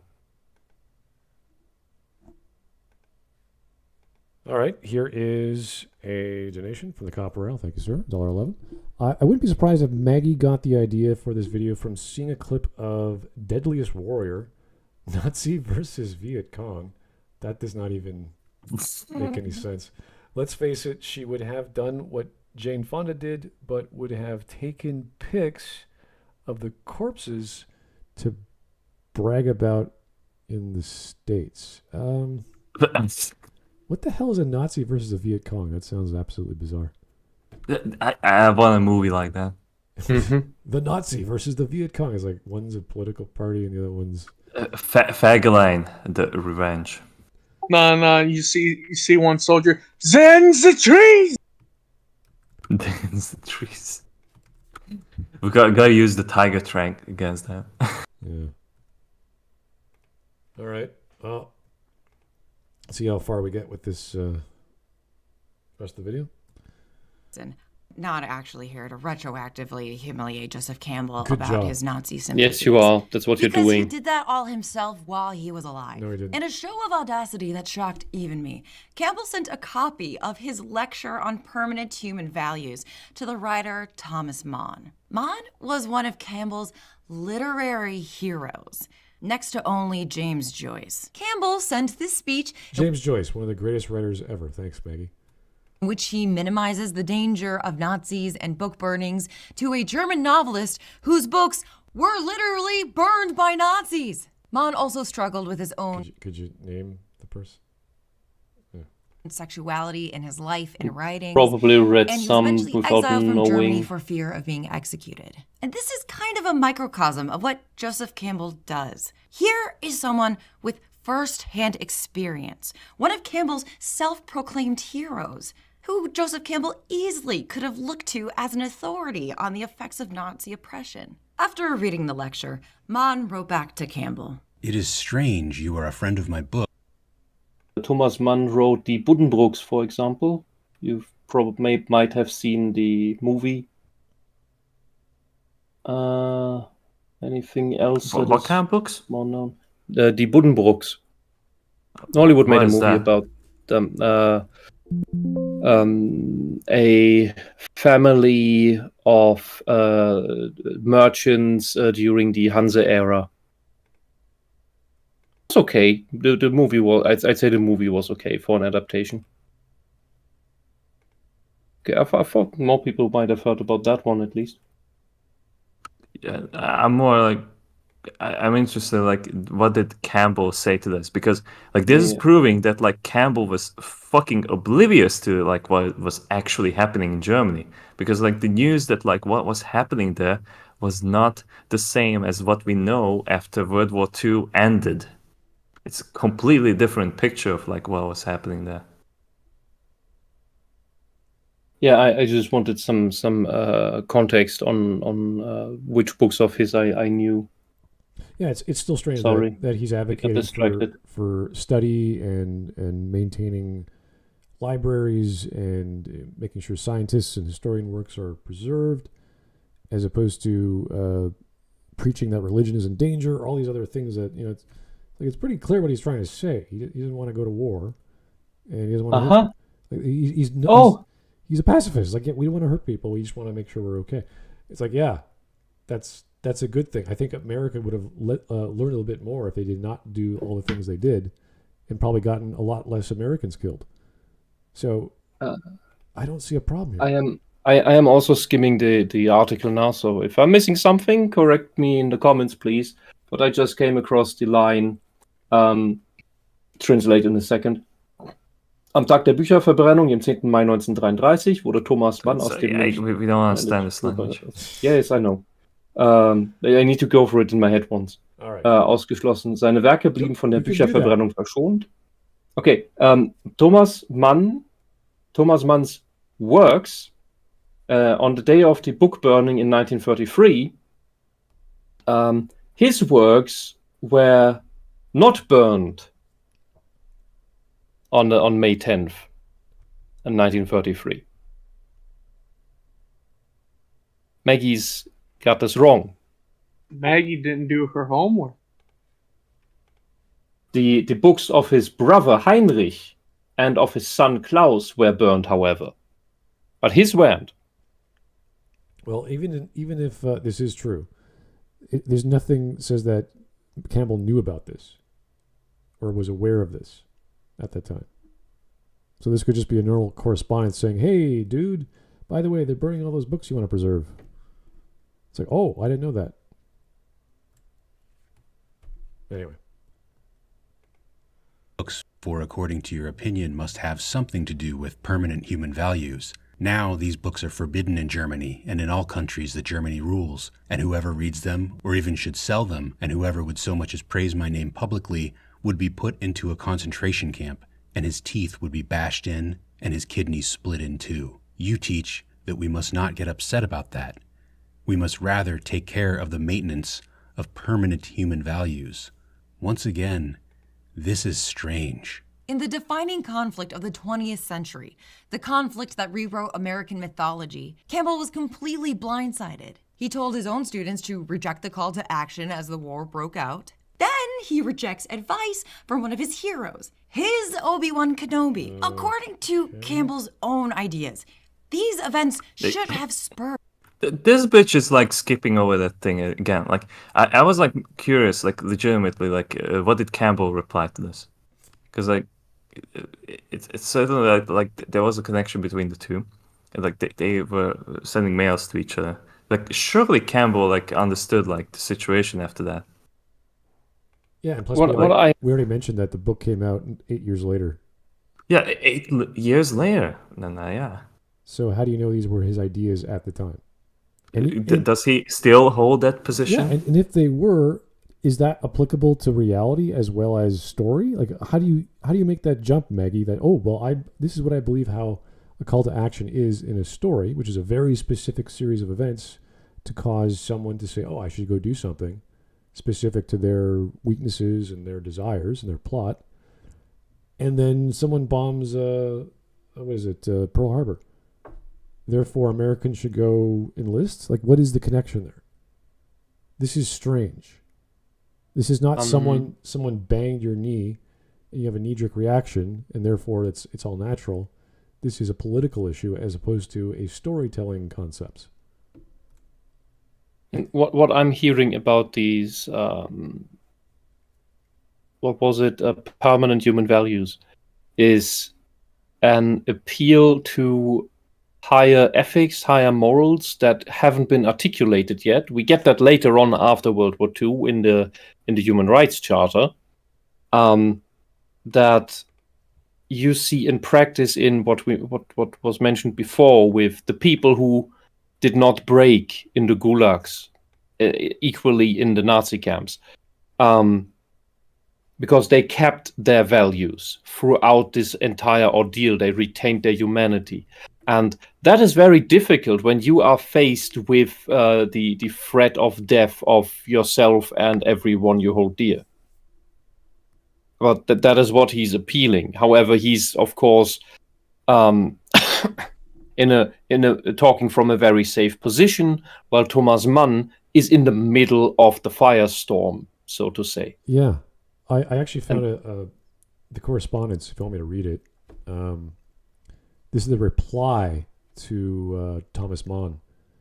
So he says, "Thank you for the letter on January 6th. I am sorry that my paper on permanent human values seemed to you untimely. In defense of myself, I can only say it is very difficult for me to say anything whatsoever in the face of disappointment from the author of the great works, which for the past 12 years have been my guardians and guides. That, having been invited to speak from the standpoint of the speculative order, I strove to distinguish the virtues of this order from those of the practical.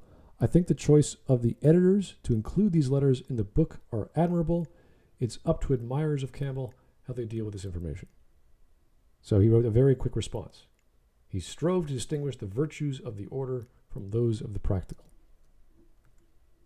A little hard to interpret there.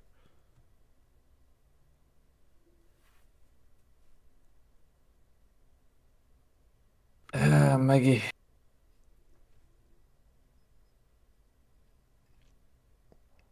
Yeah. He also, a letter from Young is also in the book. Oh, really? Yeah. Interesting stuff. Like this is not a simple issue to just, take apart. I have to spend more time reading that. It's like Maggie's cherry picking. Well, again, as I said, these academicians and these people who study this stuff have different ways of replying to ideas that are controversial or oh my God, that's horrible. They will see things in a different light. This guy does not want to go to war. This guy does not approve of book burning. And he's saying it in a different way that I can't quite clarify in a 2-minute interpretation. I need more time. Maggie should have figured this out. She should have done more homework, because this is correspondence, and then people posting this online, and then paraphrasing, and it's like, okay, is that a direct quote? Is there more to the letter? And then like years pass, and then we find out when this was published in the late 40s. So we don't know. I don't have a clear answer for you guys. But clearly there was an argument going on. Anyway, let's keep going.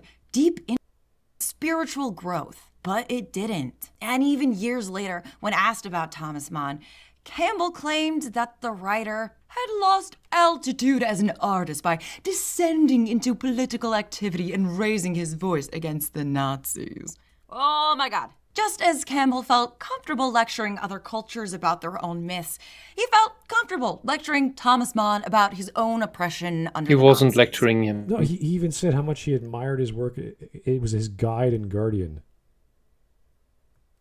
And losing altitude is also something that is to be interpreted. And the positive interpretation of that can be that Mann, being right in the middle of all this very, very threatening crap, cannot keep his lofty ivory tower, high ethics, high morals position, because he's held at gunpoint. You're then in a direct. He was like kind of old moment. by that time. I think he died at the beginning of the 50s, maybe. 52, yeah. That's a very different situation. All right. And when people are confronted with the reality of the threat of death, that is also something very different from, I'm sitting in my comfy room and thinking about how the world could be or should be, which is what Marx did all the time. He sat in his comfortable room that he got paid for and wrote all this garbage that had nothing to do with reality, and then complained together with Engels for decades that his prophecies about the revolution and the work is overthrowing the capitalists just never came true, because his entire presumptions were wrong. Okay. Maybe he should have gotten the reality check, that Mann was getting a reality check very, very directly about, well, hell. Yeah. Anyway, this is one having not enough information and one being there, getting firsthand knowledge. I mean, this is simple misunderstanding. We're having the same event right now with the war in Ukraine. So. Yeah, and the way I understand it is that Campbell wanted to talk about a meta level of morals and values, which is nothing you can really do when you are in the middle of this crap. And that's maybe the disconnect that happened, as you said. Okay. Like the saying goes, one man's bliss is another man's letter to a queer writer who's being hunted by fascists. One of the things... This is also like... What is that? This is like an ongoing theme with Maggie. Like, all the positive characters in her videos are just like gay people. Like, what is this? Like, she can't see like anything else in others than just the gays. Mark, only gay people are real human beings. It's like, the suffering of the gay. Only they are worthy of mentioning. All right. that rubbed Thomas Mann the wrong way in Campbell's Permanent Human Values lecture is Campbell's insistence that the role of the artist is to be apolitical. Campbell argues that the artist must be an absolute moral vacuum, with no concern for their fellow humans, the state of the world, or anything, really, aside from studying that which has come before them. The artist, insofar as he is an artist, looks at the world dispassionately, without thought of defending his friends, without thought of undoing any enemy, troubled neither with desire or loathing. You must not allow yourself to be tricked into believing that social criticism is proper art. I would agree. That's fine. Yeah. Yes. When we do these videos, we're not making art.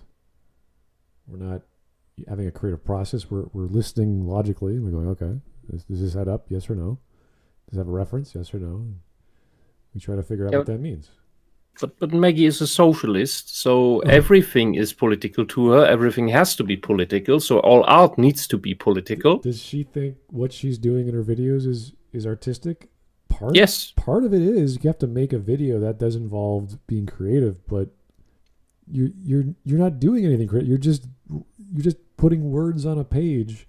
In her mind, what she's doing is art, and it is also activism. But it's kind of depending on like what kind of like lens you're using. Like you can use like a Marxist lens, or like a feminist lens, or like a queer lens. And which then is you all can the like same, make an amalgamation of like... Which is today, that's all the same lens. Yes. Marxism is the big gay. All right. I mean, what do you even say to that? That is just so blatantly wrong. How? Maggie, you're wrong. Even address that. Speaking personally, it's really easy, honey. You look at artists, you say, hey, person who draws stuff, how do you draw stuff? Well, I perceive it, I think of an image in my imagination, and I try to put that onto the paper. Whereas a critic looks at the painting or picture or drawing and goes, I like the bird because it is this or that. And you go, oh, how do you do that? Well, I use my brain and I think about it. I use deductive logic, or I have other drawings of birds I compare it to. And I say it's a good bird or a bad bird based off those paintings I like or dislike. You're like, so you're not actually making anything, you're just comparing it to what you've seen before. It's like, yes. Oh, so you're not creative. That's correct. Like, that's not hard to figure out. I'm not inventing a new philosophy of life when I look at Halo and I compare it to another first-person shooter. It's not, some intrinsic nature of the world and creating a theory of philosophy that you never heard of before that that makes perfect sense, because that's not what criticism is. Whether it's social. Does Maggie think that all art needs to be a manifestation of her ego? Even if it is, I mean, maybe art is a manifestation of one's ego. I don't know. But what is then the great art? Is that done without ego? Oh yeah, well look at, I don't know what great art means, but look at the Sistine Chapel. We always talk about amazing, gigantic, huge things that only a genius could pull off. The Sistine Chapel, where is Michelangelo? Yeah, he put himself in the painting, but that's one of like 120 other faces. It's just an Easter egg, a footnote, a signature. Yeah, exactly. And an artist I made this. I spent so many man hours on this bloody thing, on really shaky what was that called? Scaffolding. Yeah, on shaky scaffolding, lying on my back, painting overhead with the paint dripping on my face. Yeah, I'm gonna put myself in there somewhere in a. Fuck you. That's okay. That's putting your signature under it is I don't think that's ego. And even if it was, does it damage anything? Does it change your opinion if you discover that Easter egg? It's like, that's kind of cool because you have meters, if not entire square meters of amazing other artwork of the heavens and angels and gods or the gods. Sorry, not the gods. There's only one in Christianity. All these other amazing things to look at. And it's like having the writer of the story or the director of the story put himself in the movie for like 2 seconds. It's like, who cares? Doesn't bother anyone. Like Tarantino blowing himself up every time. Or Dune, the original Dune film with Fincher. Yeah, this is like, so what? I would say that when the less ego you have, the more willing you may be to constantly improve yourself because you're doing the art for the art. The more ego you have, the more you just want appreciation for whatever you shed onto the paper or whatever medium you're making, and want appreciation for that stuff that you're not improving about yourself because you think your work, or you should get appreciation for existing. This concept where she's angry at that without thought of defending his ego or his friends, without thought of undoing any enemy, with troubled neither with desire or loathing. It's like, well, you can make art for any reason, but to him, the artist has nothing to do with these things. It's just this expression of creativity, which could have any motive, could have any modus to do whatever they wanted to do. And the impetus could be ego. It could just be, I have a good idea or a good passion or an urge to do something. So he sees artists or art as a different thing than other artists. That's fine. And why I would say that even the works of the writings of Terry Pratchett follow what Joseph Campbell outlined here. Yeah, but even the idea of social criticism, like, I don't know anyone who sees a critic, like a movie critic, as an artist. I don't know anyone who would say that. And why Maggie can't respond to this with coherent thoughts is like. And an artist can be a movie critic, but a movie critic by itself is not an artist.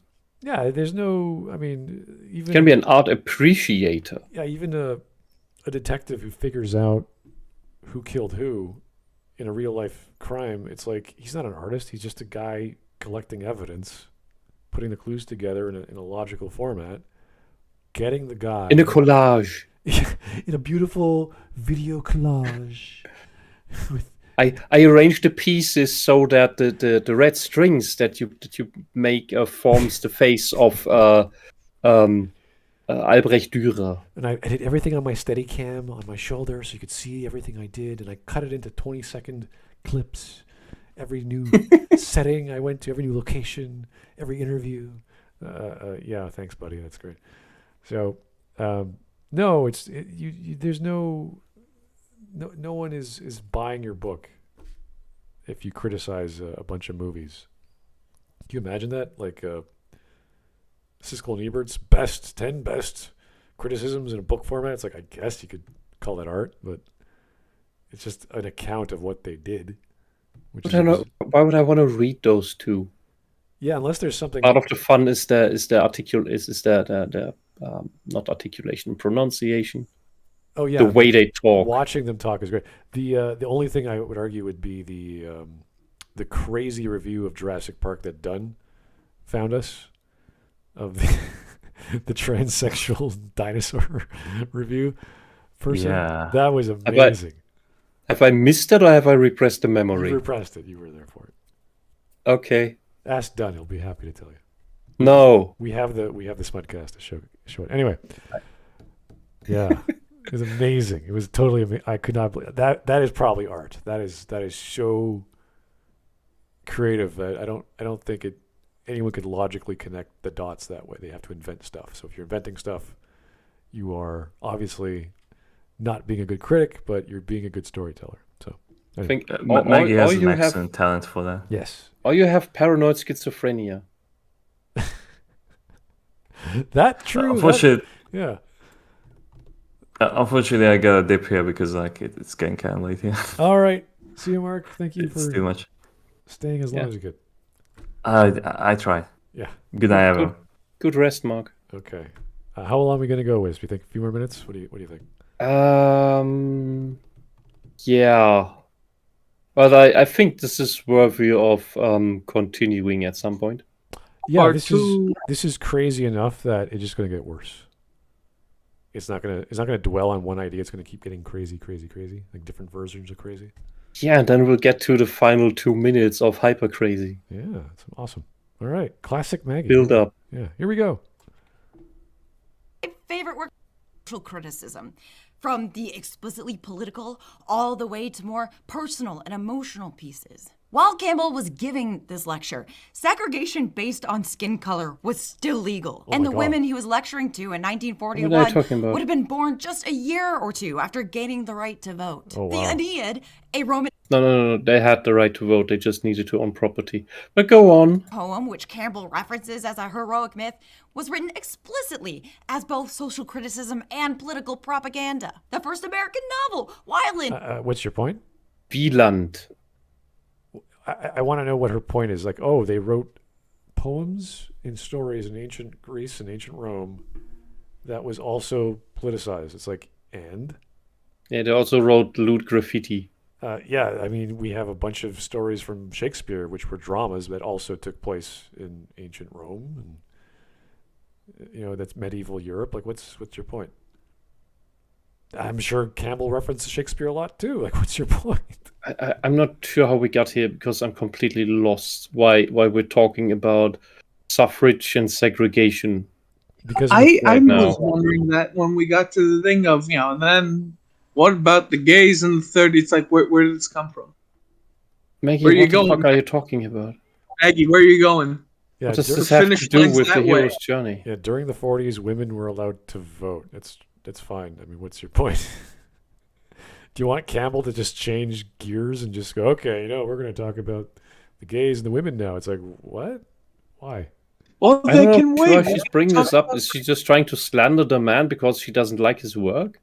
Yeah, it's like I'm a studier of ancient languages and stories, but because it's also sociology, I should be talking about the gays, but I don't. It's like, what? What kind of argument is that? Maybe there was a homosexual researcher during the time, and there'd be like a paleontologist or some other researcher of history going, well, why does he talk about ancient cultures more? Why is this all this gay crap? I guess that's what he's studying. I don't know. Why is he talking about science? What's it? Social criticism. I mean, Dr. Strangelove helped turn American opinion against nuclear deterrence. Get Out, Us, Sesame Street. Hell, the Bible is political. Well, I'm pretty sure Get Out was overrated. Us was stupid. Well, both of those Peel movies. Sesame Street. Maggie, you where did this go from? I feel lost. Was Sesame Street? She's in her schizoid phase. Yeah, it wasn't invented in the 40s, so I'm assuming it was later on. It was in the fucking 70s, or I think it's late 60s. If anything. I mean, guys. Maggie. So what she didn't understand is that Campbell talked about the essence of art, the best art made. And thus Maggie thinks that all art needs to be exactly that and must never contain any of these things. I don't think that's what Campbell said or meant. It's that the purest form that captures the greatest essence, that is the one that takes itself away from ego, away from politics, away from all this, let's say, worldly nonsense that distracts the mind. Okay. Yeah, she's just listing things now. I could list things like police procedurals that are about social transformations in society of laws. It's like, yeah. What reference does that have to do anything with Campbell? To this day, people's entire beings are labeled political, regardless of their thoughts or feelings. What? Regardless of their thoughts or feelings? Maggie, you just showed a picture of the Tavistock clinic that was withholding data that proved that hormone blockers made the children more suicidal, not less. That alone. That's not talking about all the other negative effects of that crap, and that they're not doing actual diagnostic processes because the doctors felt under threat of the trans activists that if they withheld a diagnosis, a positive diagnosis for a child, that the activists would ruin their lives and take away destroy their licenses to practice. So there were doctors that resigned from the Tavistock clinic because of that, because they thought they could not work to their own conscience under real ethical guidelines, under the Hippocratic Oath, Maggie. And that's the fault of your depraved, crazy, and child-abusing ideology. You are not the hero, you're not the savior, you're not the positive activist, you are evil. And you don't know it. All right. Thank you, that was my Whisp rant tonight. Okay, that was pretty good. Pretty quick. Thank you. Hey, just letting you know that I've been ready for a while now. So just let me know when you need me. Oh, sure. Because I got a lot of things to say on the topic. And you told me I was really... Not now. Campbell had the privilege of viewing himself as apolitical and objective, when, in reality, he, like many people in power, bends the world... He's in power? I thought he was dead. How's he in power now? No. He was in power. He was in power in 1988 somehow. I don't know he has a job and he lectures? No, he's a man living in the patriarchy. Telling kids to stay in school and don't go to war. Wow. What a crazy dude. What a horrible person. Preserve the German culture. Oh my God. What a monster. And then shows us pictures of Bavaria. Fuck off, Maggie. You don't know anything about German culture. You think Bavaria is German. Okay. What did she fucking watch Hunters? Is that where she got her education from? Sorry. Oh God. Mike made me watch that atrocious show. Oh my God. Every time, whenever there's a thing where it's like, oh, hey, National Geographic. Oh, look, another Nazi show that I don't give a shit about. Because why are they making these? They're so... The fucking show that got called out by the Auschwitz Museum about being wrong and grossly misrepresenting the Holocaust and the Nazis and the Jews to a detriment of history. And understanding of the topics, and then they made a second season. Like, what is going on? All right. The Jews called out that show for being atrocious and depicting Jews as psychopathic maniac murder machines, no better than the Nazis. Like, yeah, good job, Hollywood. Good job. All right. Here we go. This is going to be some really hard projection on Maggie's part, in case the whole video wasn't like that already. But this one is really special. Yeah, it's a really hard projection. They go back 3 seconds because this is. She's complaining about Joseph Campbell, what her ideology is doing right now. All right. For a while now. So just let me know when you need me. Oh, sure. Because I got a lot of things to say on the topic. And you told me I was really... Not now. Campbell had the privilege of viewing himself as apolitical and objective, when, in reality, he, like many people in power, bends the world around themselves until it matches their personal biases. Wow. Where have we heard or seen that before, Maggie? That's what I meant. I knew this was where the sentence would go, just from the point we stopped before. Maggie, that's your ideology. That's communism. That's Marxist bullshit. That's every narcissist on the planet who demands that the world change to fit their worldview. That not you are wrong. The world is wrong, and the world needs to change. Maggie, that's you. That is the standard practice of the materialist dialectic, which is a Marxist concept of flipping the Hegelian dialectic on its head. So the conclusion becomes the thesis, and that's literally the backwards way of looking at the world. Oh, the conclusion becomes the new thesis. Whatever the word is. The new thesis, then you have a new antithesis, which means you get a new synthesis, which is worse than the thesis before, and then it's just spiraling down. Or rather, a bad thing is improved by this process, but a good thing is worsened by this process. So everything eventually gets to zero. Yeah, the proper process is to use deductive logic to work yourself backwards to understand how the conclusion came about, not to flip it on its head and then start where the conclusion begins and say, oh, this is how I think it should be. Therefore, let's reverse engineer this entire process to my liking. No, that's not how you get outcomes. That's the opposite. In 9 out of 10 instances, Marx invented broken tools. It's really, I wouldn't say intellectually dishonest. It just doesn't work. It's so silly to think that way.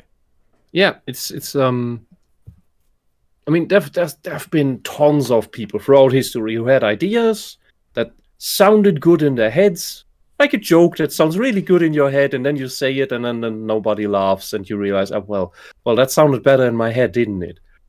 And it's the same with these inventions and philosophical ideas and tools. And well, the problem with Marx's ideas and tools is that after the reality check, where they failed and fell apart, he kept insisting on them, as well as his followers to this day by the millions, keep insisting on these tools that every time they get a reality check, break and fall apart and show that this shit does not work. Yet they keep doing it. Which is the point where we bring up the famous quote by Albert Einstein. The definition of insanity is when you keep repeating the same thing over and over again despite it not working. I heard that wasn't quoted by him, but maybe I could be wrong. I don't know. That's what I heard that it was from him. Could be falsely attributed to him, would fit him. Okay, so this is actually a good place to end if we want to just take a break and do it tomorrow, whatever. Yeah, I think this is a good highlight. Yeah, good cliffhanger. It's kind of. I mean, we could go. I go for like the 15-minute mark. 15. You want to go to 15 minutes? We can make this a three-parter. Sure. Why not? We need quality bullshit. This is quality bullshit. Yeah. Anytime you hear these people, and I say these people because we cover a lot of these people, they say stuff like, well, this guy thinks he's objective and he's just trying to interpret the world to bend around his biases. It's like, wow, did you look in the mirror lately? So anyway, I'm going to go read that entire lecture because it's not that long and I'll know what the hell Maggie's trying to get at, I hope. But, can you send me a copy? Yeah, I don't know if it's the entire lecture because we're talking about a lecture. I don't know how it was denoted. And maybe because it's posting to a link that doesn't exist anymore, so it might be abridged. So I don't know. Yeah, whatever you find, so that we're on the same level maybe next time. Yeah. Anyway, guys, thanks for tuning in. That was the memes. Oh, we got memes. Oh my god, I forgot about that. I'm sure we have. I haven't checked yet, but this is good stuff to make memes.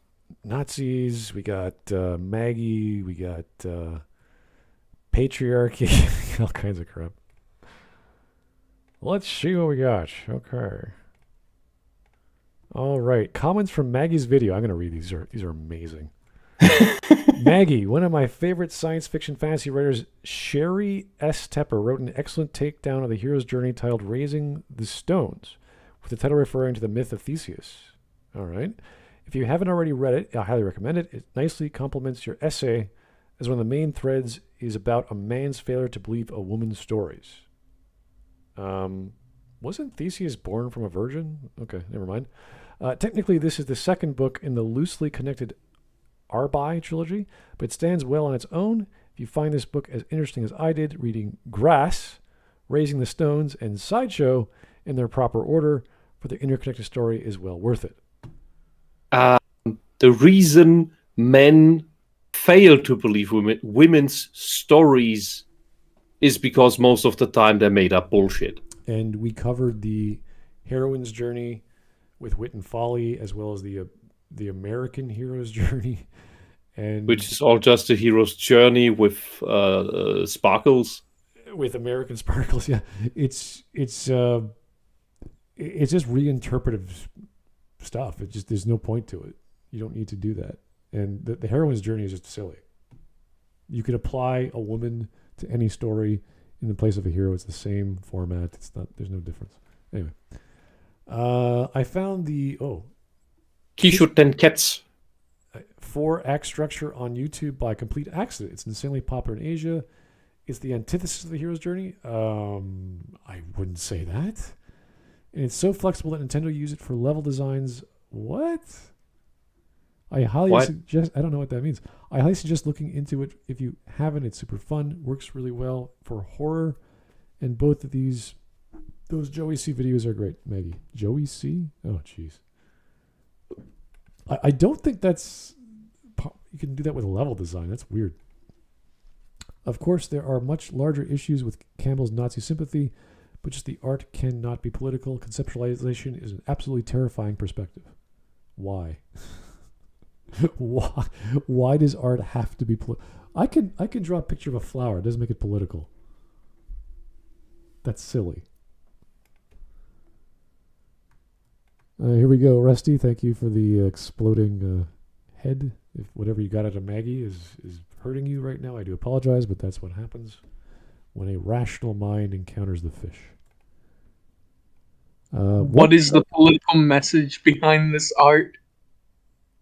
Oh my God, that's. Oh my God. I suddenly miss and hate the 80s. That is so weird. Okay. Deadliest Warrior has some show on show on Spike TV where they would pit two warriors or squads against one another. It's basically what Death Battle based on the show was. Wasn't always highly historic accurate, but it was just dumb fun. Okay, fair enough. Because when you said Nazi versus whatever, I'm like, that's not a thing. That's maybe the SS versus like a special police unit somewhere else. That could work, but not the political party. I fully believe she came up with this BS because bullshit. Campbell praised U.S. troops. Here's the fight between the SS and the Viet Cong. Okay. Oh, the SS. Okay, good. That makes more sense. Campbell praised the U.S. troops. What? This is confusing. First he's saying, don't go to war, preserve your culture, preserve the German people, blah, blah, blah. Then he praised the U.S. troops. I thought Maggie was like, no, you got to go kill some Nazis. And Campbell was like, no, don't go to war. If the next part of this is where she reveals that Campbell's like, yeah, go kill some Nazis. Like, what rhetoric will she pull then? It's like, okay, now he's seen the light. Now it's good to kill people. Oh, God. Maggie. All art is political. Let me explain this then. Oh, Cyber Fraud. This is, of course, a trans, non-binary, and imperialist capitalist critique. You know what? You might even be accurate. You see, this is the... It's too easy. It's too easy coming up with this shit. Burger King? This is the Burger King who took over the patriarch of Burger King. The Borg. And replaced you with an O. Yeah. This is actually pretty... It's several levels for me. So, I actually like it a lot. Here we go. This is all your fault, you little glob of tuberculotic sputum. What the? This is all your fault. You little glob of tuberculotic sputum. Okay. Roman graffiti caught in real team. Real time. Real time. I was like, what am I reading? Okay. Life of Brian, I think. Oh, that was great. Life of Brian, yeah. The graffiti joke, yes. Well, I'm no because psychologist. He was chiseling it. Oh, well, I'm no psychologist, sir, but maybe the bleak, lonely, pointless emptiness of her hopeless, futile predicament is beginning to get to Maggie. I really don't know. Every time she makes a video, we don't know where she's going. Outside of she wants to sell LGBTQ blah, blah, blah, yah, with Republicans bad, Trump bad, and women good. I don't know. It's something along those lines. The event that should logically occur after saying that the Bible is political. Cool. You can make the argument with the Bible because it's a lot about this tribe against that tribe, and those people are evil, and some stories are more reflective of mapping out the political landscape of the time, and now just sounds like this demon lord had that army and everything. It's like, Yeah, some of the stories will definitely It's be political, dated. but not all of them. This is the same issue I have Yeah. with people who say the West Wing is political. If you take it for face value, it's easy to say that, but it's really just a bunch of people in an office arguing about stuff. Politics is about passing legislation. It's not like it's like Band of Brothers is political. Well, no, it's about war. It's about the military. That's just an aspect of politics telling the military to go do something. That's not political. It's just a bunch of people fighting a war. It's a war story. Anyway, Zardoz. What's the political message in this movie? Is it based? It is absolutely amazing, and everyone should watch. If you're going to watch B movies, this is probably obviously a queer liberation movie. Really? the penis is bad. The gun is good. It's just this way you can just falsely advertise everything, like Nintendo baited the SJWs with the Mario trailers. It makes you laugh, and you're like, really? This is, oh my god, this is amazing. Oh yeah, it's so corny. It's amazing. That's Zardoz for you. More Red Dwarf, of course, from Hawk. There's an old cat saying, if you're gonna eat tuna, expect bones. There's an old human There's an old saying. human saying, if you're going to talk garbage, expect pain. Okay. Oh dear. That was all the memes. That was just right on time. I think that's enough. We had just the right amount of memes. Any more, I would have been tired. But yes, I guess we're doing part 2. Yay! And maybe a part 3 in case we don't get pissed off at part 2. We could get pissed off. You never know. Like, this is too much. No. This is tradition. Well, it's been a few months since we last covered a Maggie Mayfish video, so We went for all the short ones. yeah.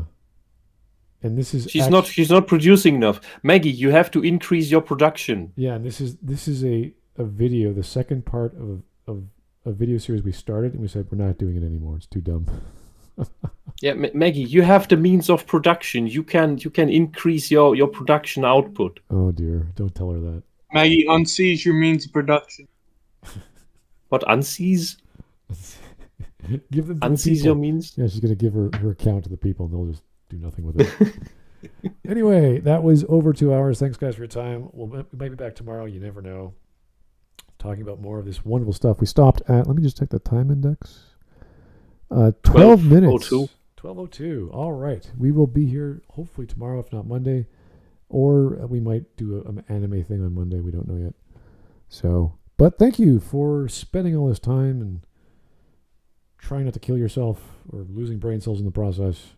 Listening to Maggie May Fish and her mind that cannot remove itself from her own ideology. It's always a sight, if not a sound to behold. So we will talk to you guys later. Have yourself a great evening and have a good weekend. Bye-bye now. Night. Until next time.